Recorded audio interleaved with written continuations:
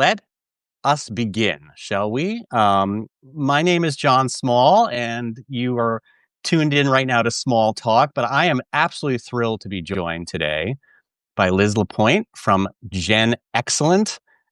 We are both fellow Gen Xers, although you would never know it looking at Liz. But anyway, I look very Gen X. Liz looks like she's 35. But anyway, we're just going to believe her for a moment that she actually is Gen X. And you certainly write wonderful pieces about Gen X, and I love reading your Substack. And we obviously have similar takes on our generation, and it's fun to be writing about our generation. I never thought I'd be writing about my generation, and here I am doing it, and I'm just enjoying it so much.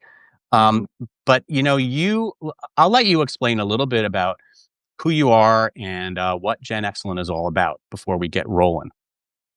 Well, GenXellent's about I call it's the pop culture deep dive into growing up Gen X because it marries my being a pop culture aficionado from the era and in the sociology and psychology background I have. I studied the social sciences in college and Oh, cool. at one point wanted to be a forensic psychologist, and long story short, ditched those plans. But and so it's basically, I want to have fun laughing about what it was like growing up in the 70s and 80s and how we turned out now that we're, in middle age. But also do a little deeper thinking about it too, not just laughing about the haha, remember, when we first played Pac-Man, what that was like, and look at video games now, that's all fun and I love doing that. But I also like to talk about who we are as a generation collectively. And obviously, we're not a monolith, so individual differences will vary and so forth. But I just think it's really fun to think about those things, write about them, and connect.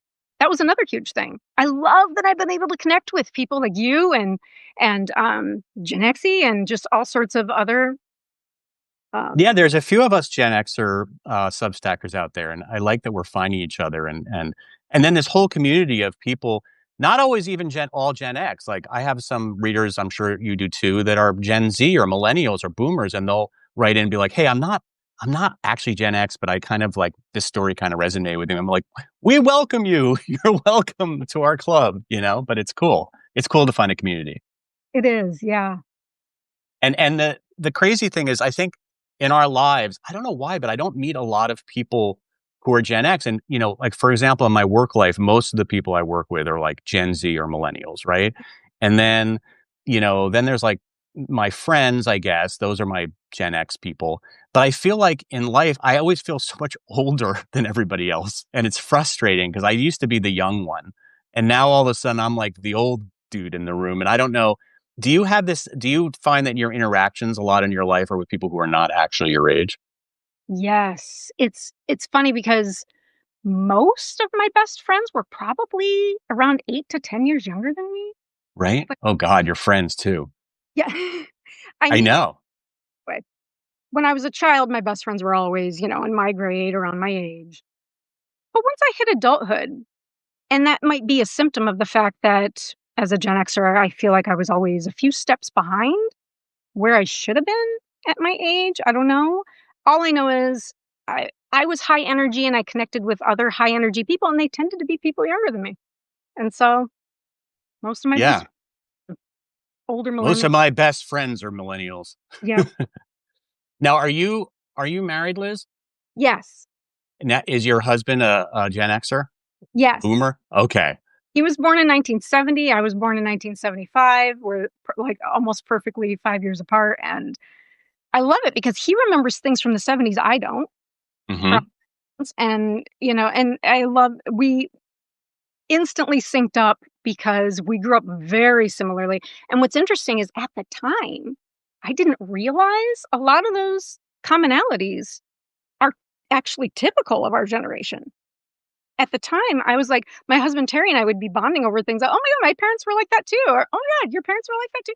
So, oh, I remember doing those things too. Oh, I remember when I watched that show.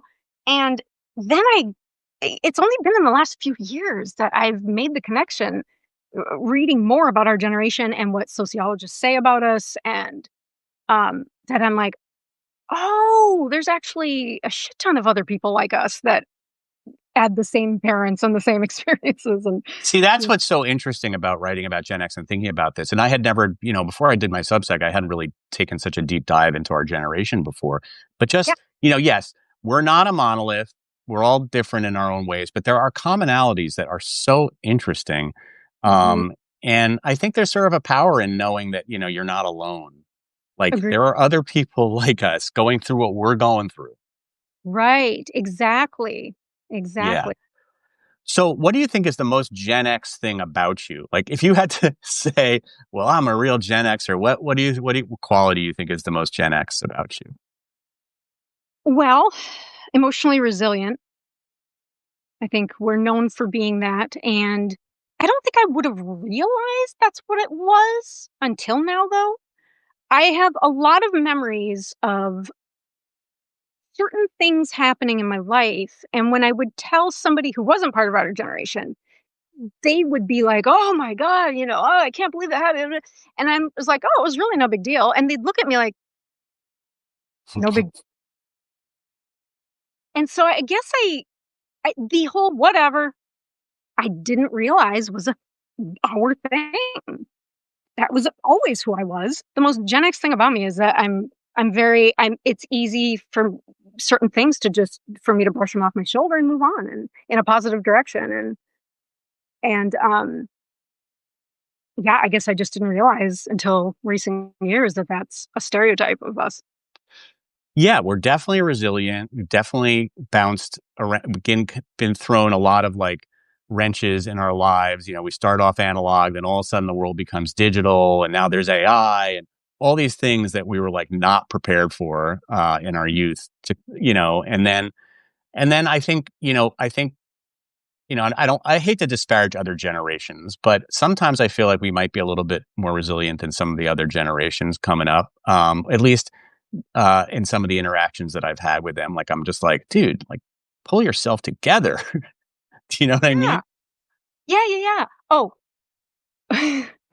here's a perfect example you just made me think of. There was one time I worked with a guy, God, this would have been around 2002-ish? So, anyway, I was close to 30, I think, at the time, and, um, he was about 10 years younger, and I remember the song we were at work, the song, that Janet Jackson song from the early '90s. God, what was it called? I You don't I'm know. forgetting the title, but it was something like "Come Back to Me." Come back Okay, to me, and come back. is Somebody that will something help us like that? out. Yeah, yeah. Yeah. Anyway, so the song comes on, and I was like, "Oh, God, get over him already." I'm singing this, begging for some lost love to come back to her life, and I'm just like, Of course, "Oh, she's get Gen over." X, man. Pull it to, yeah. Well, yeah, which is funny, right? Are you sure she is she? I guess she Maybe would she be in. might. You know what? She might be a little older than us. I'd have to look it up. She's definitely not Well, younger than us. yeah, no, and you might be right actually, because she played Penny on Good Times, and she was a little kid, and that would have been like what, 77 or something? I know. I guess I should look this up. This is the power of live. I don't have like Joe Rogan has that guy who does all his research on it.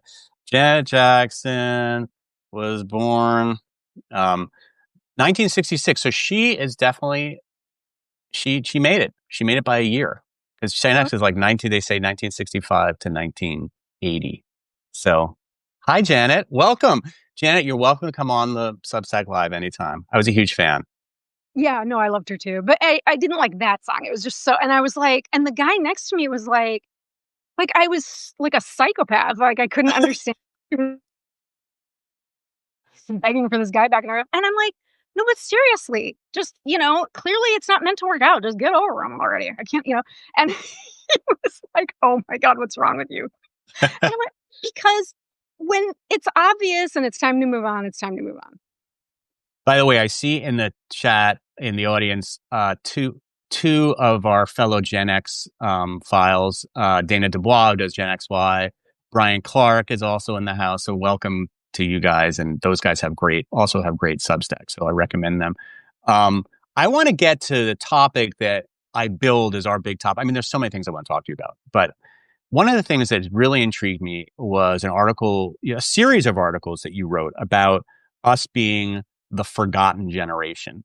And I think you mentioned, maybe you said this in your article, that you hadn't known that about us until like doing some research, and that we even had that moniker and that tag. And I was the same way. I don't think I even knew it until I read Jen Twenge's book, Generation, which is a great book. And I've had her on my podcast if you ever want to listen to. She's so fascinating. But anyway, she said that we're the forgotten generation. And it made sense because if you look at the way pop culture is kind of geared now, a lot of times we're just left out of the conversation. Like they'll just talk about millennials and they'll talk about Gen Z as if Gen X didn't exist at all.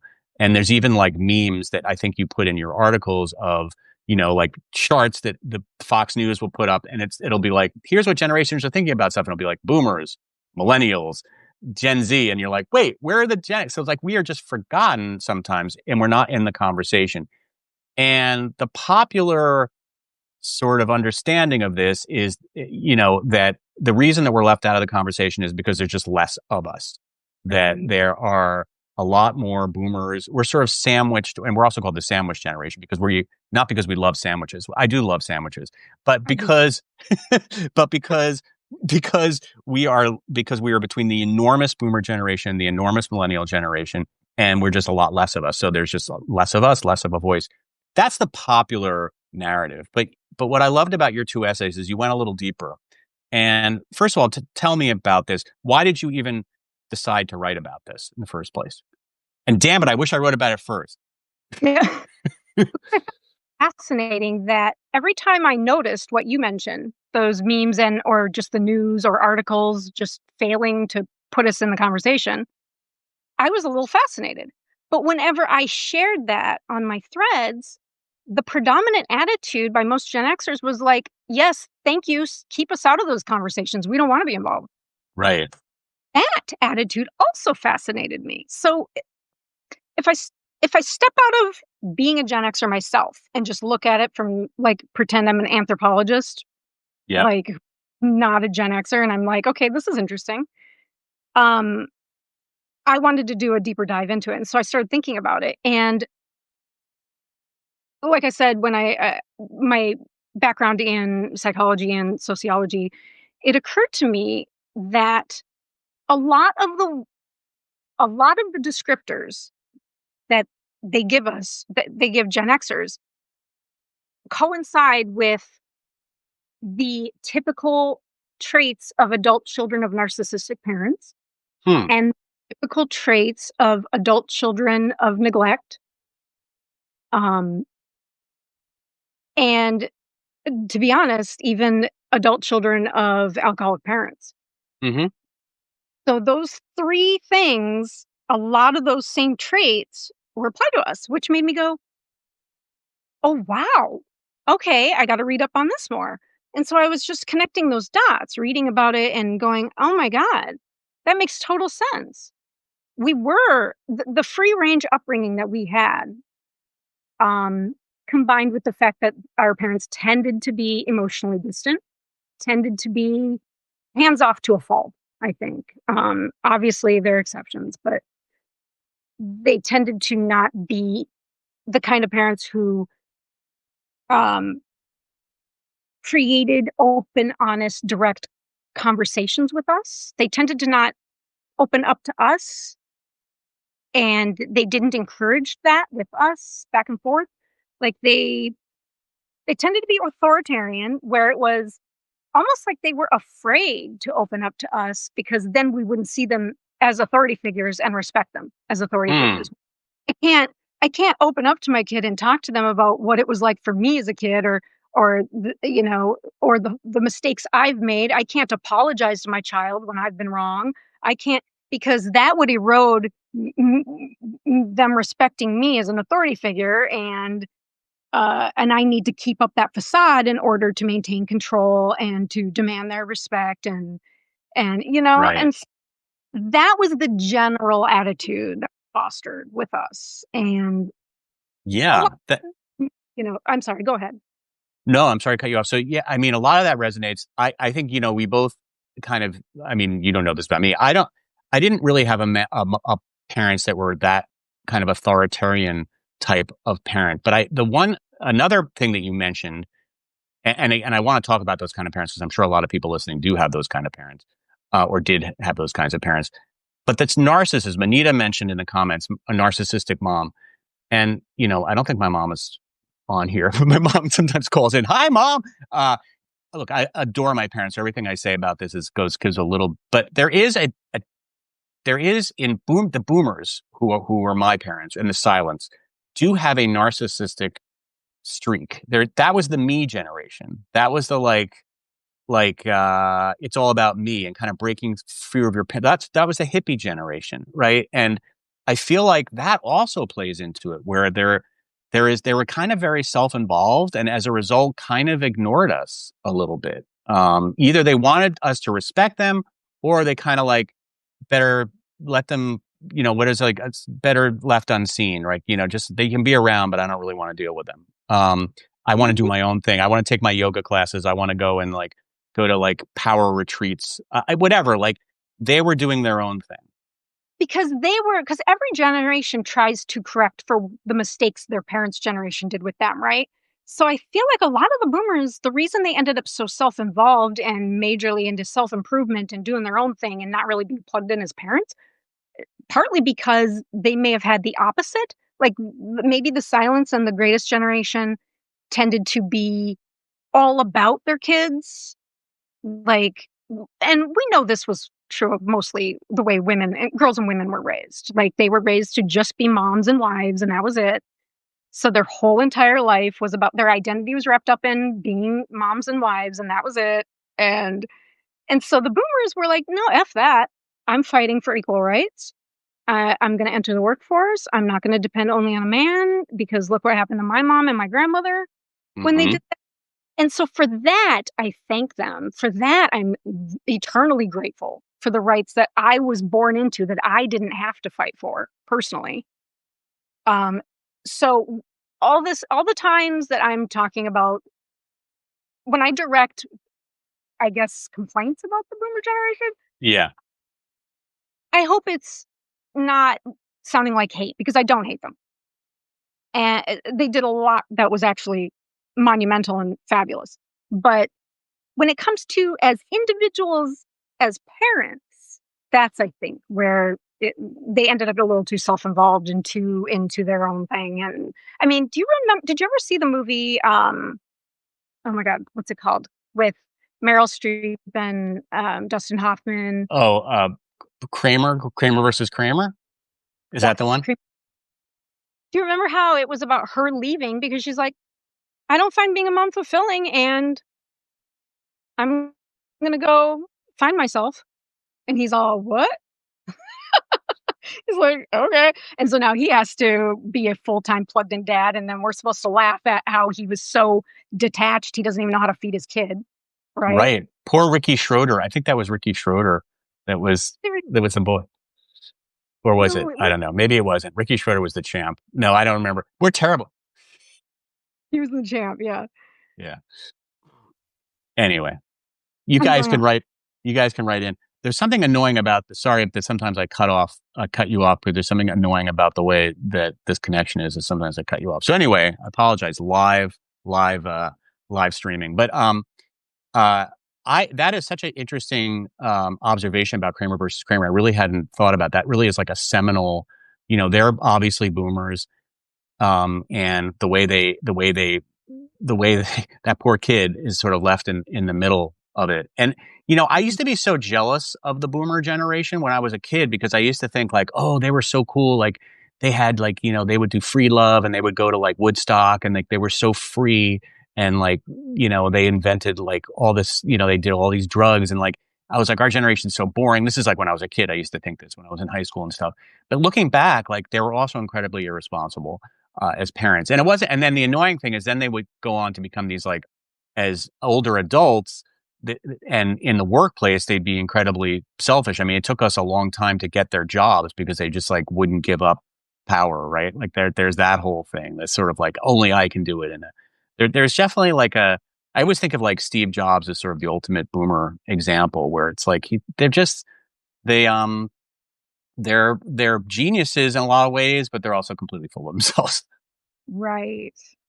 And look at Right. his legacy. He invented the iPhone, which has been both the best thing and the worst thing that's ever happened to us. All right, but I want to move on to how what the way we were raised, the way our parents are, how that's now manifested itself in the way in us being the forgotten generation. Like, what about our parents being that way made us basically forgotten to the rest of the world? So You're glitching a little bit. Oh man, it was the best question barring ever. extreme, Oh wait, hold on a there was a, second. yeah, I was gonna say there was a lag. I didn't catch what you said. What happened? I didn't hear what you said. Did you hear my question? No, no. Okay. No. I just asked. Sorry to repeat the question. There's something about a lag every time I talk. It lags. But my question was just like, what about our parents made us then become forgotten? Oh, no, I did catch that. There was something you said after that that I thought you said. But anyway, okay. So to continue. Um, so the free range experience we had, generally speaking, also was pretty neglectful. And that ended up, that funny the joke is that we were 10 or we were 30 years old at 10, and we're Totally. also 30 years old at 50, right? So in some ways we grew up too fast, and that is typical of also children with parents fighting addiction or alcoholism, or just anytime the parents are self-involved in their own dramas or their own traumas or whatever, the child ends up having to be on their own. They have to Hmm. do it themselves, and they have to learn really quickly at a really young age to take care of themselves. And that's exactly what we did. And so that ends up fostering certain personality uh, traits and a certain worldview. And but like a lot of us point out, it also made us emotionally resilient. Pros and Right. cons, right? The pros and cons. It's so interesting. So looking at the chat, some of the words that are coming up is, we were feral. I love that you say we were free range. I love we're like a little free range chicken.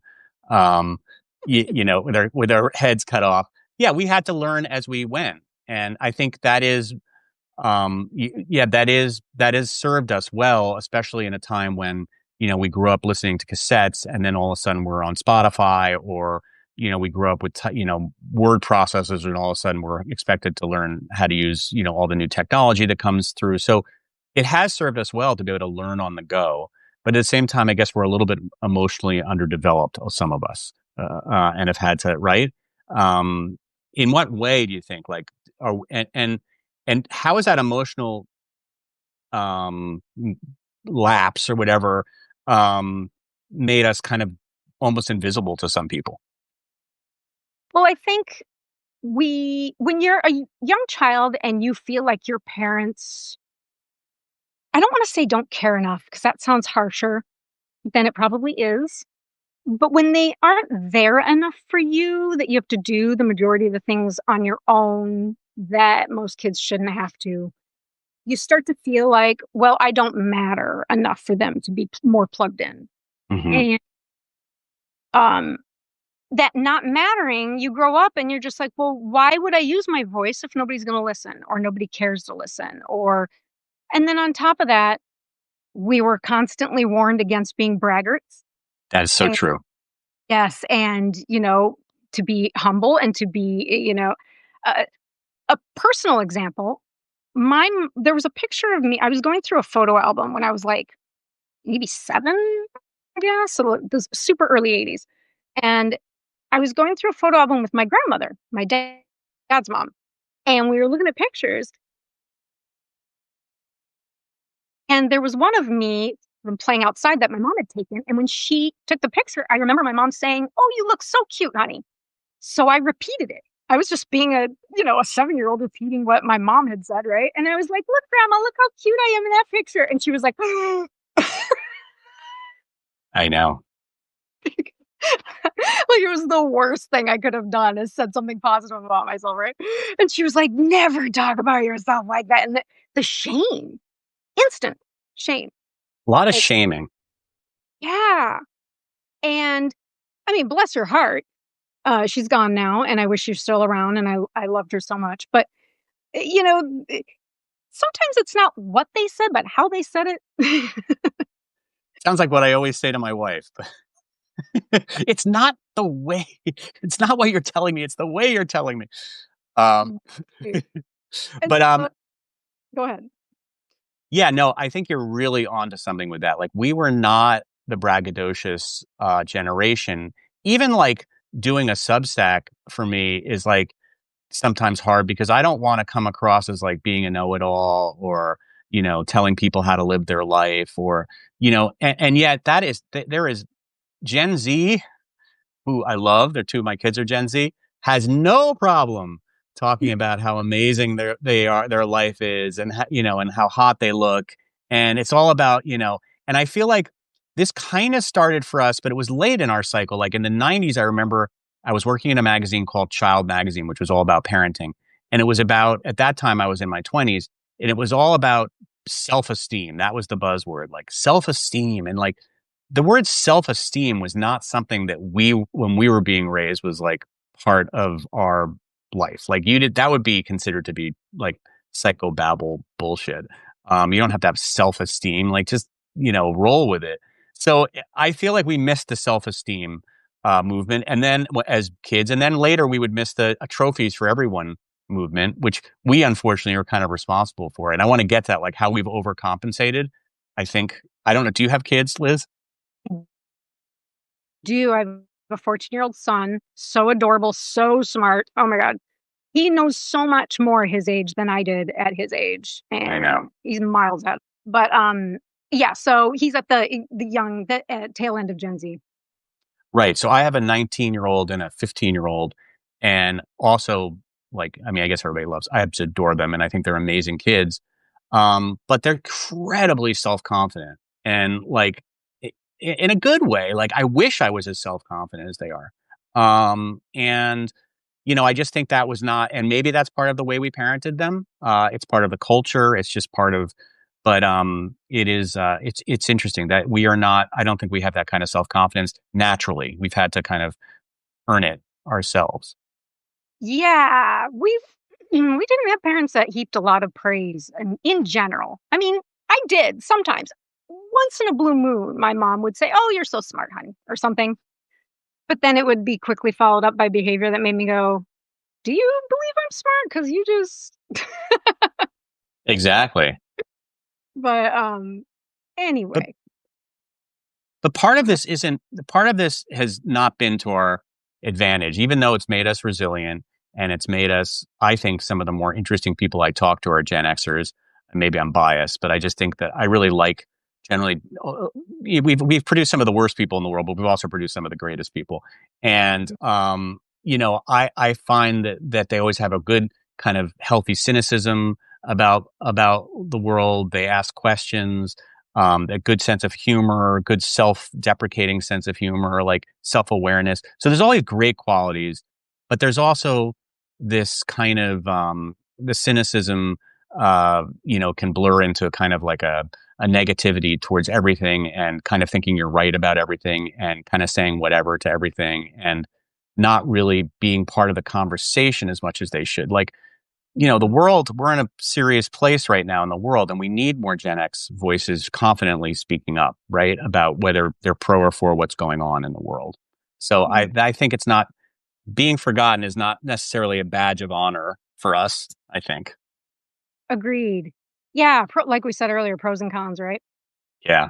I think we're more likely to say we want to be forgotten if it's about the generational bickering we see online. Then yes, keep us out of it, right?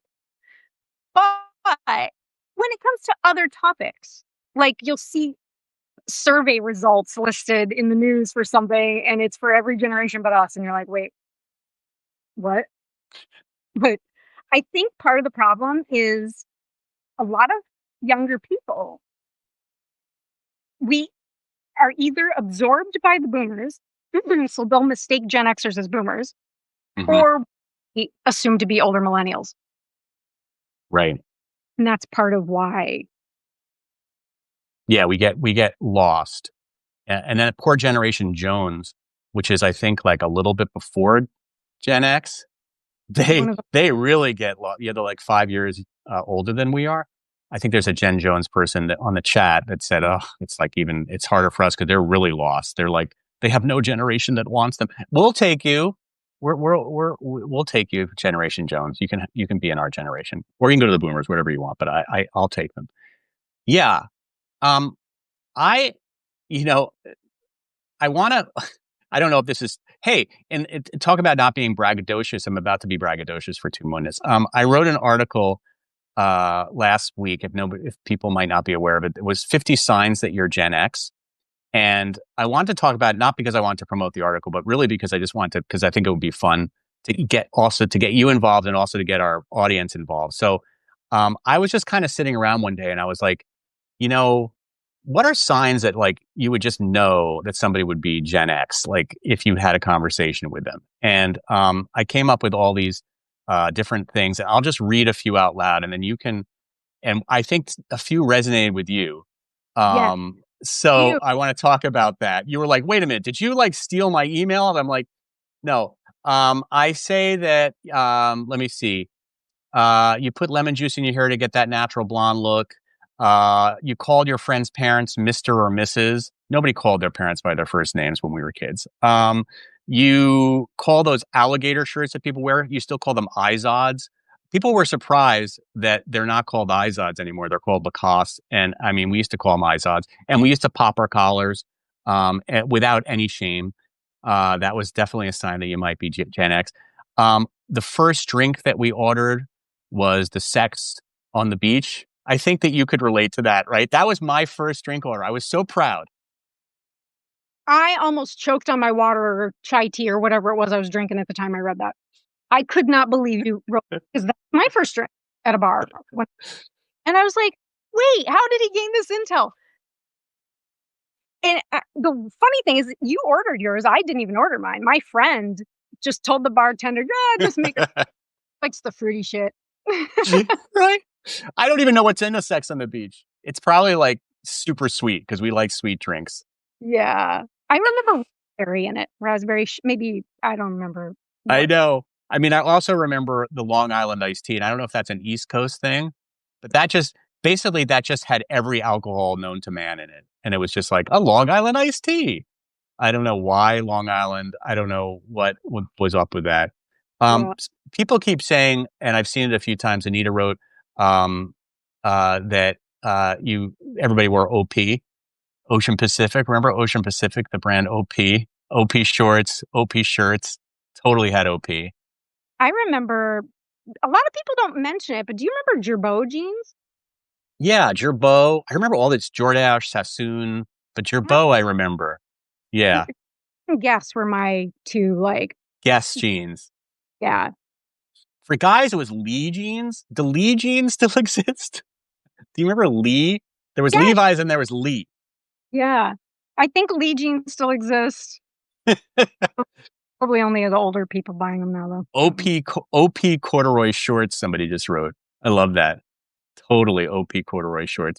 Also, I mean, it's a little cliche, but members only, that was a thing for a minute. I don't know if that caught you because you're a little bit younger than I am. Were you in the members only phase? I remember it. Yeah. I don't know. Was it more of a guy thing? It might have been a guy thing. You had these little members only jackets, like these little like stupid jackets that said members only on them. And they were like, you could always get them at the mall. And it was just like a thing for a minute. And everybody had a members only jacket. Yeah. Do you remember Enza? Say that again. Enza? Do you remember that brand?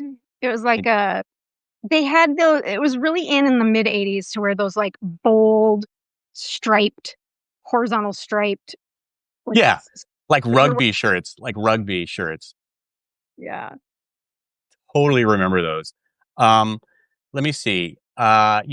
You owned a Frankie Says Relax shirt. Again, that's more of an 80s thing. One thing about being Gen X that is pretty hard for people to believe is that there was a time when you could be completely unreachable. Like you And I liked it. I remember I would be annoyed if I got home from somewhere and my sister and my brother were like, "Oh, so and so called for you and they wanted to know where you were." And I'm like they have the right to know where I am. If I'm not at home, that's all they need to know. I'm not at home. Like I liked being unreachable. me too. I mean, I think now we pay money to go to places where we can be unreachable. Like it used to be free. Now you have to like go on a special like detox trip to like camping somewhere and where you just can't. And even then, you're probably reachable in some way if you have to be. No, it's so awesome just to be gone. Yeah, I mean, so I liked it so much so I never even got into the beeper phase in the 90s. Like I didn't even do the beepers. I was just like, if I'm not home and you can wait to find out, I'll get back to you when I get back to you. All right, I'm going to read some of the ones that people are reading. It. I love reading these. Gloria Vanderbilt. Oh my God, totally. Gloria Vanderbilt jeans. Um, Candies and Vanderbilt parachute pants. I have a video that I think I posted of me breakdancing in parachute pants in 1985. That is is kind of shocking. I could pop. I could pop back in the day. I mean, I can still pop a little bit, but I think I just threw out my back doing that. But I know I can pop. In fact, I might make one of those videos that you see sometimes of these old guys in their offices, and all of a sudden they get up and they break dance. I can do that. But okay, cover. This is a little true confession. I can pop. And I was in a breakdance crew in New York called the Chill Factor. All right, enough embarrassing facts. That's awesome. I love that. Let me see. My parents only assumed where I was. Let me see. Candies Vanderbilt, Michael Jackson, the Michael Jackson zipper coat. Yeah, I owned the Beat It jacket, the red Beat It like jacket. I owned a replica of that. I told this story in one of my posts, but so I used to wear it to school. I mean, this is how insane of a Michael Jackson fan I was, which is like not, I guess, not so cool to say anymore. But I was really into Michael Jackson when I was a kid, and I could, because I could break dance and I could moonwalk and stuff. So anyway, I used to wear this Michael Jackson jacket to school every day. And one day, this kid shows up and he's wearing the actual Beat It Michael Jackson jacket because he was in this show called The Tap Dance Kid on Broadway. And Michael Jackson had gifted it to him, just given him the real. So I never wore my members only jacket. I mean, my Michael Jackson jacket after that because he actually had the real one. That was really embarrassing. But now I think about that, it's really creepy. Like Michael Jackson gave this kid, I think he was like 14, a jacket. Um, so That's yeah, interesting. I know. Let's see here. Age was 18 and no one checked IDs. Yeah, I didn't. Did you have a fake when you were a kid? No, to be honest, I was in no rush. Maybe, maybe you could chalk that up to my whateverness. Uh-huh. All my, I was She like, froze. I'll drink when I turn 21. No big deal. No rush. Yeah. I had a fake. Well, I didn't have a fake. Well, I did have a fake, which do I still have it here? Someone's like keep it around. It was ridiculous, fake NYU. But there was a way in New York, there was a way to do a pencil mark on your I have 67, so it would be like I could make it into a 3. And sometimes that would work with bouncers. But then one time a bouncer looked at my ID and just went and smudged it off. He goes, "No way, buddy." That was it. You totally got me. So Um, oh man. Let's see what else. Let me see. Smoked dispensed via the vending machine. Super easy. Clove cigarettes were I'm not a smoker, but clove cigarettes, I still hate the way they smell, but those were a thing in the 80s for sure. yes. Yeah, no, I remember showing my son a picture. It was some random picture I found on the internet of one of those smoke dispensers, cigarette dispensers, I mean. And I'm like, can you believe this, And son? you go, Anybody could just walk up, put in some money, ding, ding, and there's your pack of cigarettes. And parents would actually send us to go get them and nobody, or if you had to buy them from a person, you just had a note from the parent saying, I allow them to get my cigarettes for me, and sign it or whatever. And you're just like, It was crazy, crazy time. It was a crazy time. People still used pennies. Um, People drove around in mopeds. Mopeds. That was a thing. Mopeds. Um, just thinking about mopeds makes me laugh. Let me see what else I wrote here. Well, first of all, then there's the way that language has changed. So you have a 14-year-old. So the word low key, you know, to me, the word low key will always mean that that person is really mellow, like, oh, they're super low key.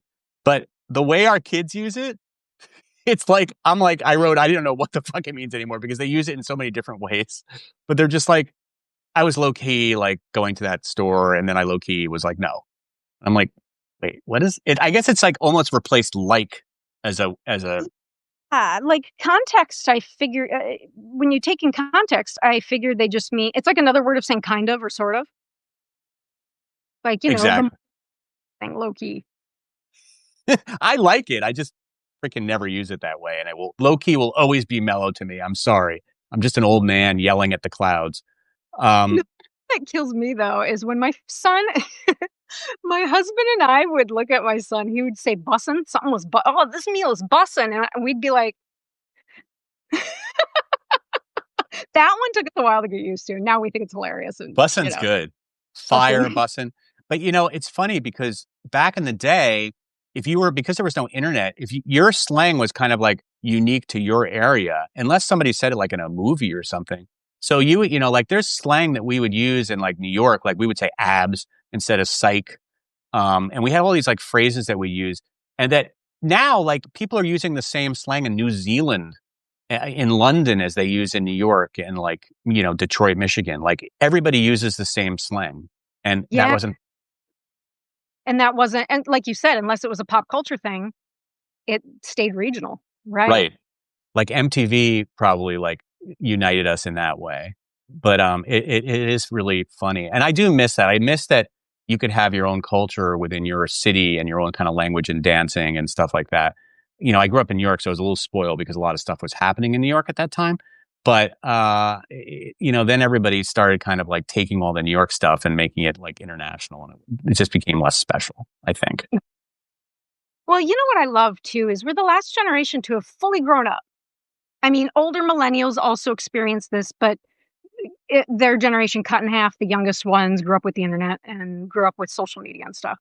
But we're the last generation that fully grew up before all that, and that means part of the reason I think we gravitate toward pop culture and bonding over it now is because it's people don't bond over pop culture in the same way now Mm. because we're not all watching the same TV shows. We're not all watching listening to the same radio and top 40 hit. We're not all listening to Casey Kasem anymore.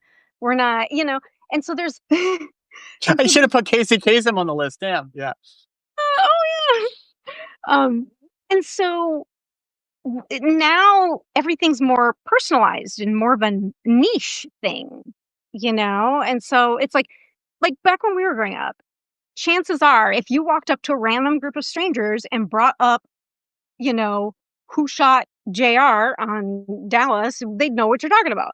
But now it's like easily people could walk up to strangers and talk about the latest movie they watched or whatever. Oh, haven't seen that one. Oh, I haven't even heard of that one, And so it's like I feel like we're bonding less culturally. Yeah. And it occurred to me, the one thing we do all as Americans in the United States um, do experience at the same time is politics. We're all experiencing what's going on right now. Hmm. And one of the reasons why that I mean, there's other reasons, obvious other reasons why it dominates conversations. But I mean, even with younger people, like there's just less because there isn't as much fun stuff to bond over now. Yeah. People, a lot of Yeah, people and are because bond. it's become so niche, and the people have their interests are so niche, and politics is the one thing politics and maybe sports seem to be something that like masses of people can maybe that's why the Super Bowl has still remained, one of the most popular things is because it's like a common thing where we all can come, even if you don't like football, we all come together and can celebrate this like one thing together. It's a tradition. I think we miss traditions. You know, um, there's something, I mean, there's a reason that there's traditions. Humans need, that kind of, and you're more of a sociologist, so you probably understand this, but humans need traditions. They need rituals, and so when we keep tape and we kind of make those separate so many different traditions and rituals and make so many different lanes for people to go down, it divides us a lot. Right. It's like Halloween's one of my favorite holidays. Love Halloween.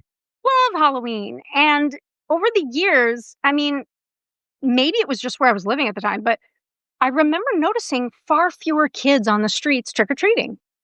And I remember saying to my husband, I'd be like, man, this is sad. Remember how Mm. it was?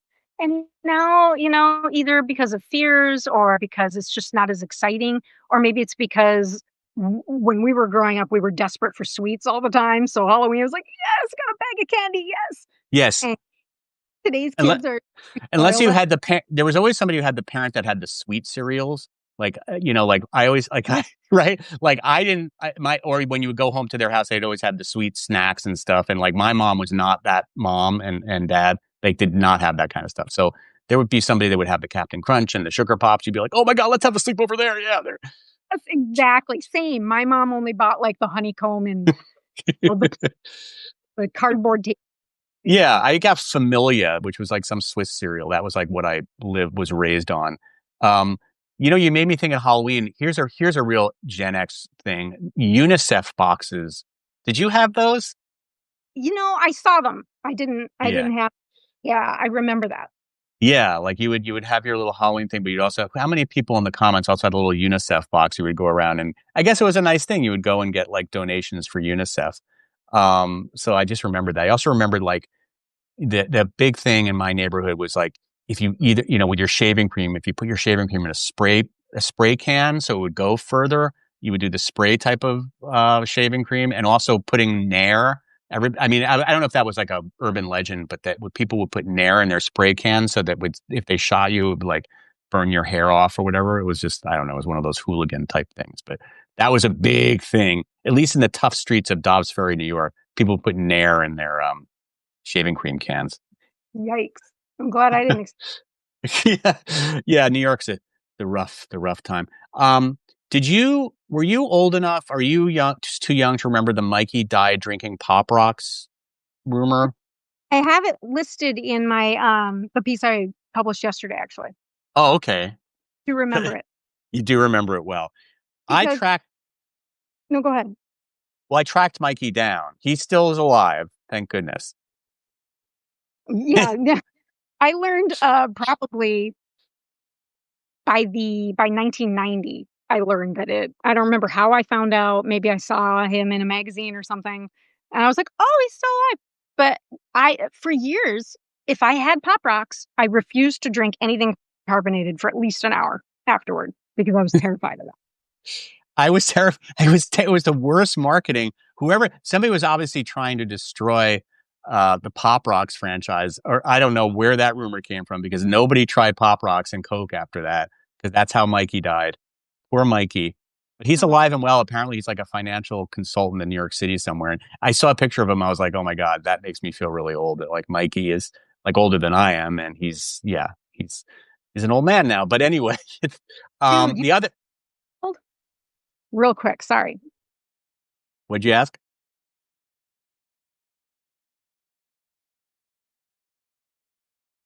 I don't want to talk because that seems to always freeze Liz up here. But oh, poor Liz is freezed. She's frozen.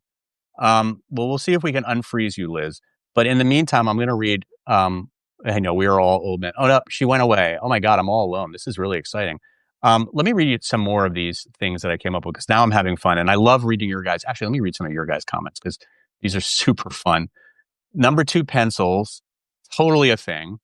Um, does anyone still say jerk off? Yeah, you jerk off. I feel like that was probably from Happy Days. You jerk off.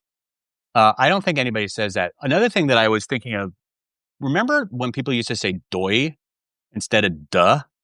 Like people used to say doy. Then it just became duh. I don't know when duh came in, but doy was the original duh. And I feel like we need to bring doy back because doy was much more expressive. And probably now I would get in trouble for saying either of those words because they're probably incredibly inappropriate. I have no idea. Um, no doy. Yeah, you would say no doy. All right. I don't know where Liz is, but we'll hang on for a little moment until she comes back. Um, First of all, we knew how to balance checkbooks, and we had bank books. Remember bank books? Like my kids, if I showed them a bank book today, they'd be like, "Dad, you're so old." Yeah, we definitely had bank books back in the day, and we used words like "gyp," which is completely racist, apparently, but who knew? And I still use that word, and I feel bad because it's just so ingrained in my brain to say, "Oh, I didn't mean to gyp you, sorry." And they're like, "Dad, you can't say that." And I'm like, "I'm really, really sorry. I didn't mean to say it." So I probably shouldn't have even said it out loud here. Um, the word cringe, that didn't mean what it means now, and I still get confused by the word cringe. Um, because cringe now is a verb instead of a noun. All right, a few more of these, and I'll let you guys go. You guys tell me. So, what are some of the things that are signs that you might be Gen X? Um, well, Glenn says, my dad taught me nothing about money other than how to balance a bank account each month, which is 100% useless. It's actually true. Like, what does balancing a checkbook even mean anymore? It's like when you can just look at your account online. Um, we didn't mention punk rock. Daniel says, not sure if you mentioned punk rock, though started by boomers. The 80s fit into the do-it-yourself ethic. We would organize our own shows, make flyers, produce fanzines. Totally. I remember I had a band. It wasn't a punk band. I had a band called Armageddon. Oh God, horrible name. And we would do all our own promotion. Fanzines. I miss magazines. Do you guys miss magazines? I totally miss magazines. Um, and I think there is. I showed my 16-year-old daughter the other day a magazine, and she was like, she treated it like it was some sort of rare artifact. She was like, "What is this?" And it was a Teen People magazine, so it was like none of the celebrities in it from 2002 she knew, but she thought it was just fascinating, and that made me happy because I thought like, oh, maybe magazines will come back. I don't know, in some form. Liz's phone overheated. She's trying to log back in. Poor Liz. Poor Liz. Well, we'll see. We'll see if she comes in. Oh, Kenneth wrote, "You own an iron." That was on my list. You own an iron. I think we might be the last generation to have owned an iron because our parents were so, as Liz would say, authoritarian. They actually used to make us iron stuff. That I still have an iron, which I probably haven't used in 6 years. And I have an ironing board. And people still put those in hotel rooms, I think, just for Gen Xers, because who the hell? I've never seen my child iron a shirt in his life. And if something needed to be ironed, he would take it to the dry cleaner. So uh, irons are super Gen Xy. Who knew?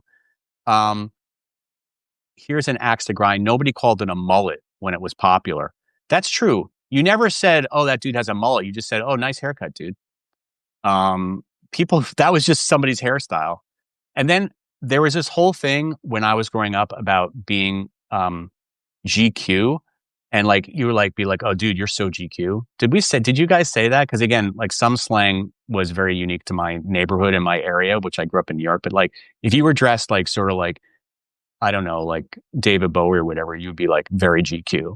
And I remember like one of the GQ things was to get your hair cut over your ears if you were a guy. Like instead of doing the half haircut, you would get like your haircut over your ears. And that was like such a huge thing. And I remember going to the barbers and being like, "I'll do the over the ear cut. Yeah, I'm going for it."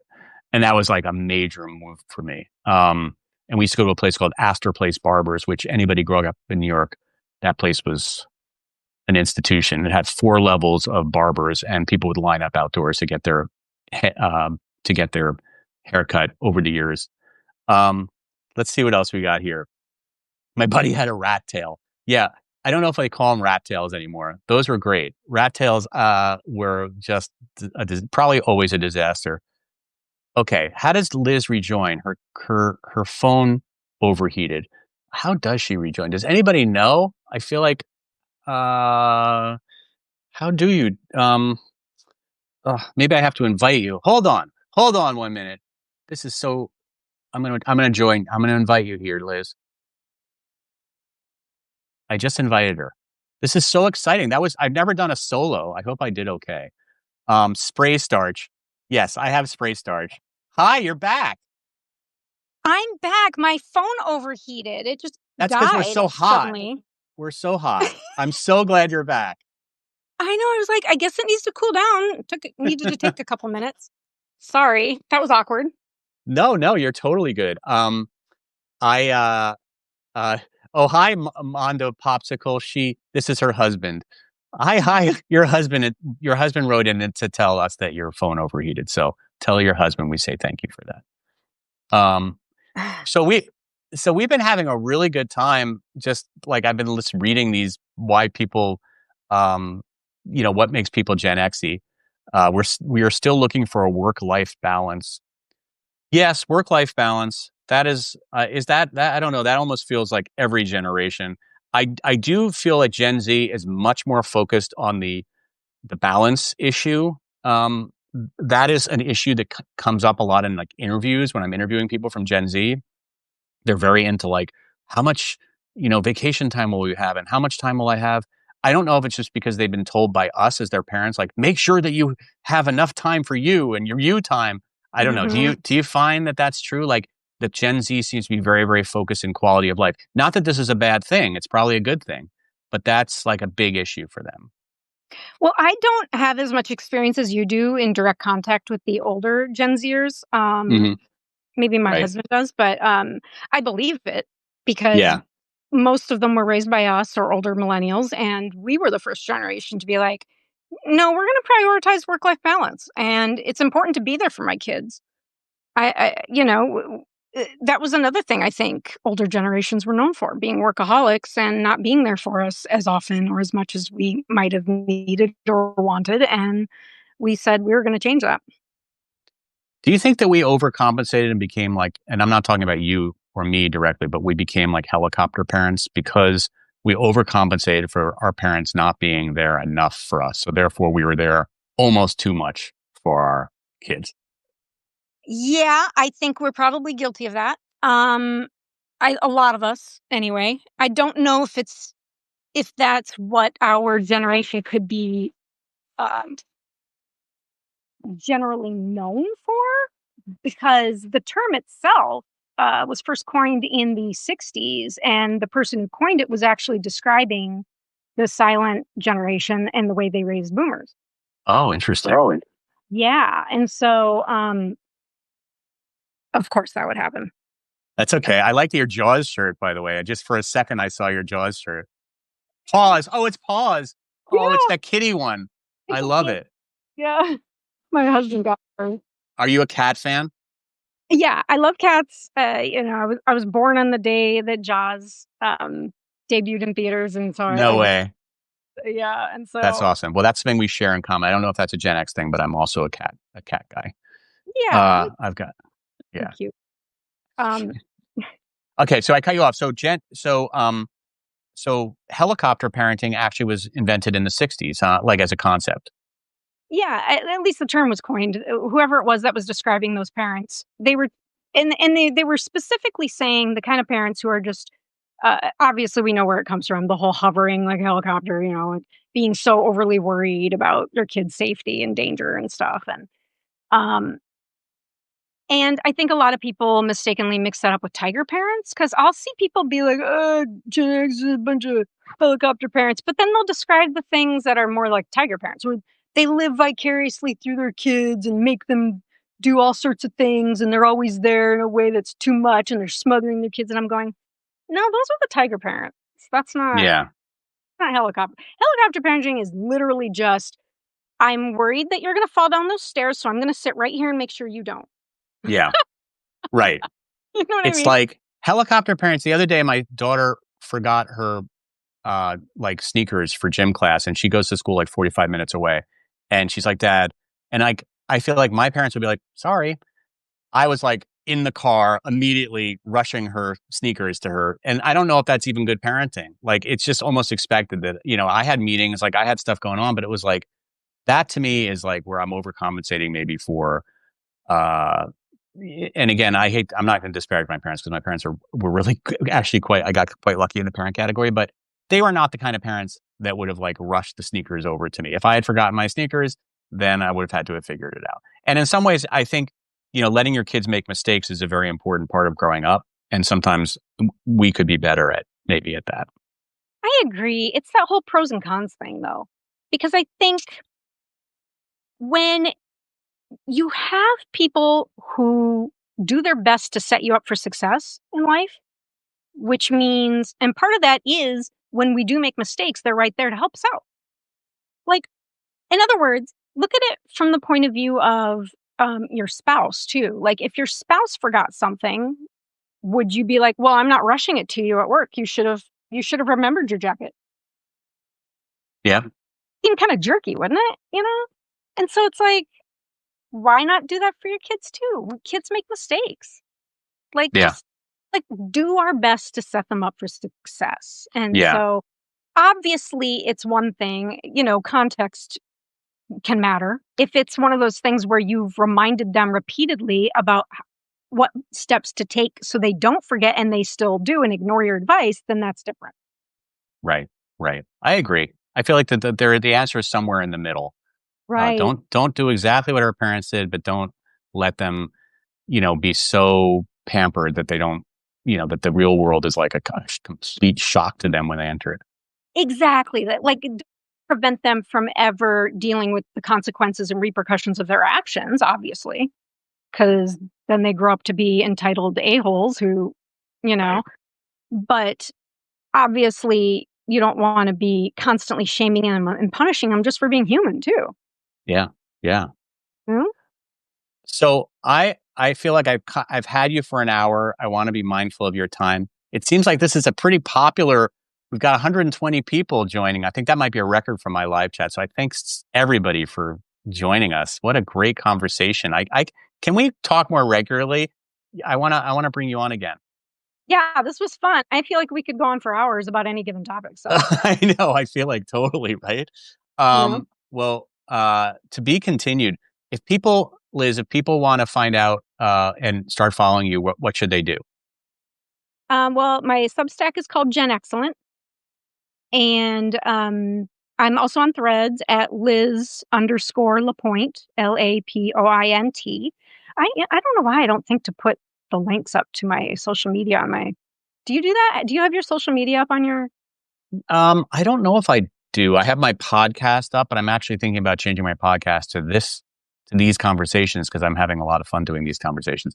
So no, I don't. And I do find that people, they like to stay in the ecosystem they're in. So I feel like Substack, if they're on Substack, they're not like, hey, let's go to Instagram now. No, they're just like, I'm on Substack now. I'm doing the Substack thing. I don't know. Yeah, I do try to take advantage as often as possible. Because I do find it's a positive experience for the most part. Wait, what is a positive experience? I missed that. The Substack. Yeah, the Substack. Substack is, I'm so worried it's going to become like Twitter or X or something. Um, Mm. right now, it's such a positive place, and there's a lot of people our age here, and I just feel like maybe it was kind of like what Instagram and Facebook and even Twitter were like 10 years ago. Or like when we first discovered Facebook, we were like, this is amazing. And then Facebook, like our parents discovered it. Speaking, our parents ruined Facebook. I Uh, know. Come on, haven't they ruined us enough? Do they have to ruin Facebook? Um, that's the theme of this podcast of this discussion. No, anyway. Well, my name is John Small. If you found me, I'm on Small Talk. Always appreciate you subscribing. And both Liz and I love to write about Gen X the culture, pop culture, different things we're thinking about. Gen X in the news. So if you want your Gen X fix, I think that hopefully you'll subscribe to both of our channels. Is that what you call them? I don't know. I'm so Gen X, I don't even know what you call them. But anyway, it's been wonderful meeting you, Liz. Have a great weekend, and thank you everybody who joined. You guys are amazing, and we'll keep doing this so that we can swap ideas and stuff. So Yes, thank you for inviting me, and this was a blast, and I look forward to next time. Me too. All right, I'm going to press end. I think this is how you do this. Bye.